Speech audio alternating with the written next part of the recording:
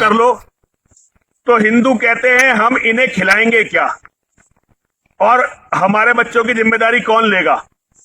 हिंदुओं, मेरी बात एक बात अच्छी तरह से समझ लेना, यदि तुम्हारे जो अपने अभी 2 बच्चे हैं या 1 बच्चा है, यदि उसे बचाना चाहते हो तो और बच्चे पैदा करो।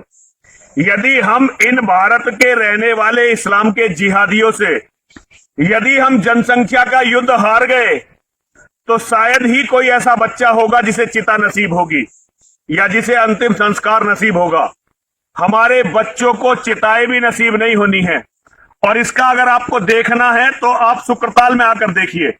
ये हिंदू संतों की भूमि है, यहां बड़े बड़े आश्रम हैं, लेकिन जैसे मैं देख रहा हूं हर आश्रम में ज्यादातर काम करने वाले मुसलमान, परमानेंट काम करने वाले मुसलमान हैं आश्रमों में।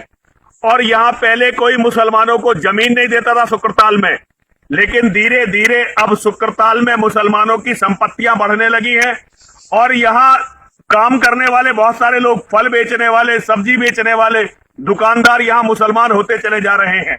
सारा क्षेत्र हिंदू बाहुल्य है, लेकिन यहां मुसलमानों का इतना दबदबा है कि यदि मुसलमान किसी को यहां पीट दें तो हिंदू उसका साथ देने के लिए खड़ा नहीं होता। खड़ा कहां से होगा? कमजोर हो चुकी है ये कौम इतनी कि अब अपने भाई का साथ नहीं देती। यदि हिंदुओं का झगड़ा हो तो बहुत सारे मुसलमान इस क्षेत्र में इकट्ठे हो जाते हैं। ये मैं ग्राउंड रियलिटी बता रहा हूं आपको। मैं तो घूमता रहता हूं, जंगल सारे गांव जाता हूं, शहर जाता हूं, सब जगह हिंदुओं से मिलने जाता हूं।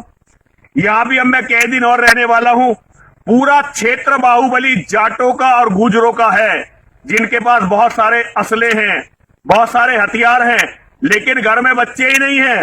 हर व्यक्ति मकान पर मकान बनाए जा रहा है, प्लॉट पर प्लॉट खरीदे जा रहा है, जमीन पर जमीन खरीदे जा रहा है, और ये जानता नहीं है कि उनके उन मकानों का होगा क्या। आज कहते कहते बड़ी थकान सी भी होने लगी है। कई बार मन ये करने लगा है कि हिंदुओं से कुछ ना कहा जाए तो अच्छा है, लेकिन आदत पड़ चुकी है कहने की हिंदुओं। अब मैं चुप भी नहीं रह सकता और मैं ये सोचता हूं जीवन मेरा बचा ही कितने दिनों का है जो मैं अब चुप रहूं।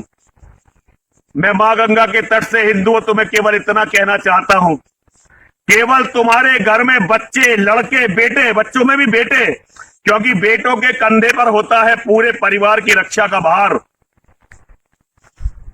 केवल बेटे और बेटों के हाथ में हथियार तुम्हें बचा सकते हैं, इसके सिवा तुम्हें कोई बचा नहीं सकता। जो भी लोग पुलिस के भरोसे बैठे हैं, जो भी लोग नेताओं के भरोसे बैठे हैं, जो भी लोग हिंदू संगठनों के भरोसे बैठे हैं, जो भी लोग साधु संतों के भरोसे बैठे हैं, क्योंकि मैं जब बात करता हूं हिंदू बताते हैं कि अभी तो मोदी जी हैं, योगी जी हैं, हमें क्या होने वाला है। मैं योगी जी को भी आमने सामने बता चुका हूं कि नरेंद्र मोदी जी हमारे पृथ्वीराज चौहान साबित हो सकते हैं। सत्ता का ट्रांसफर मोदी जी के बाद योगी जी तक या किसी हिंदू तक नहीं जाएगा, सीधा मुसलमानों को हो जाएगा। और मुझे लगता है कि 29 तक यदि यही भयावह मुसलमानों की आबादी यूं ही बढ़ती रही और हमारी घटती रही तो हमारे विनाश को कोई नहीं रोक सकेगा और भारत का प्रधानमंत्री मुसलमान हो जाएगा। एक बार यदि भारत का प्रधानमंत्री मुसलमान हुआ तो ये इतना बुरा होगा हिंदुओं जिसकी तुम कल्पना नहीं कर सकते। तब तुम्हें ये पागल सन्यासी, ये मूर्ख सन्यासी, ये गरीब सन्यासी याद आएगा कि एक सन्यासी तुम्हें समझाते समझाते मर गया, लेकिन तुमने अपना पूरा जीवन, मैं तो सन्यासियों में देख रहा हूं, सन्यासी केवल ईंट और पत्थर इकट्ठा करने में लगे हुए हैं, केवल मकान और बिल्डिंगें बनाने में लगे हुए हैं। इन्हें इतनी भी तमीज नहीं है। मैं क्षमा चाहता हूं, लेकिन फिर भी मुझे कहना पड़ता, क्योंकि ये धर्मगुरु हैं। इनके आश्रम देखिए केवल त्योहारों पर खुलते हैं, बाकी इनके आश्रम बंद रहते हैं। आश्रमों में कोई सफाई करने वाला भी ठीक से नहीं होता। यदि हिंदू जीवित रहना चाहते हैं तो अपने धर्म गुरुओं से कहें, जैसे मुसलमानों की मस्जिदों से और मौलानाओं से वे मदरसे बनाते हैं और गरीब बच्चों को रखते हैं, उन मदरसों में भोजन देते हैं, ऐसे ही हमारे सारे मठों को, सारे मंदिरों को गुरुकुल बनाने चाहिए। और गुरुकुल इनके मदरसों जैसे नहीं बनाने चाहिए, एक से एक आधुनिक गुरुकुल बनाना चाहिए, जहां से योद्धा पैदा हो, जहां से लड़ाकू पैदा हो, जहां से अफसर पैदा हो, जहां से वैज्ञानिक पैदा हो, डॉक्टर पैदा हो, इंजीनियर पैदा हो, मैनेजर पैदा हो, वकील पैदा हो। ऐसे गुरुकुल बनाने चाहिए ताकि गरीब लोगों से कहा जा, गरीब कोई दूसरे नहीं है, वो हमारे असली भाई हैं, उनसे कहा जा सके कि बच्चे तुम पैदा करो, पैदा करके हमें दे दो, हम पाल कर तुम्हें दे देंगे। बड़ा हुआ तो क्या हुआ, जैसे पेड़ खजूर, पंछी को छाया नहीं, फल लागत अति दूर। हमारे जो धर्मगुरु हैं वो खजूर के पेड़ की तरह हो गए हैं, ना तो किसी को छाया दे पा रहे हैं, ना ही उनका फल किसी को मिल रहा है। हिंदुओं, ये लोग तो भाग भी जाएंगे देश छोड़कर, जिनके पास पैसे हैं वो देश छोड़कर भाग भी जाएंगे, लेकिन तुम्हारा क्या होगा? और जो लोग दानवीर हैं, दानदाता हैं, मैं उनसे कहना चाहता हूं, अपना दान ऐसी जगह दो जहां धर्म की रक्षा हो सके, और ऐसा दान दो कि हिंदू ज्यादा से ज्यादा बच्चे पैदा करने के लिए प्रेरित हो। तुम यदि खुद बच्चे नहीं पैदा कर सकते तो जो तुम्हारे साथ मजबूत हिंदू रहते हैं उनसे कहो कि बच्चे पैदा करो, हम खर्चा देंगे, हम गोद लेंगे। इससे बड़ा कोई धर्म नहीं हो सकता।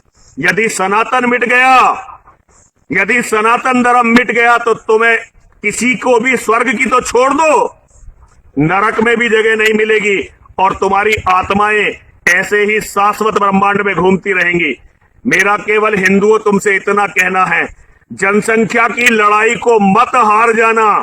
हर हिंदू को बताओ कि ये जो तुम एक एक कीड़ा पैदा कर रहे हो, ये बेटा नहीं होता, बोझ होता है।